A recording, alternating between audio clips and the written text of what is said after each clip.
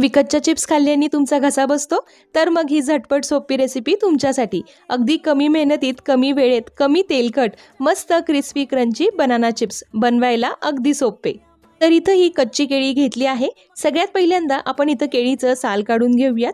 तर इथं सुरीनेच अगदी अलगदपणे केळीचं साल निघतं. एका वेळेस इथं मी एकाच केळीचं साल काढून घेत आहे. लगेचच आपण त्याचे चिप्स करून घेणार आहोत. तेल छान कडकडीत गरम करून घ्यायचं आणि मग गॅसच्या मीडियम फ्लेमवर गरम तेलामध्ये इथं असे चिप्स पाडून घ्यायचे. पुढे या मीडियम फ्लेमवरच आपण हे चिप्स छान कुरकुरीत असे तळून घेणार आहोत. चिप्स ओले असतानाच यामध्ये आपण थोडंसं मिठाचं पाणी घालूयात, म्हणजे छान सॉल्टी असे टेस्टला हे चिप्स लागतील.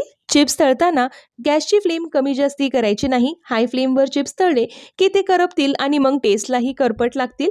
गॅसच्या मीडियम फ्लेमवर छान कुरकुरीत असे हे चिप्स तळून घ्यायचे. लहान मुलांना असो किंवा उपवासाला घरच्या घरी अगदी झटपट असे हे बनाना चिप्स बनतात.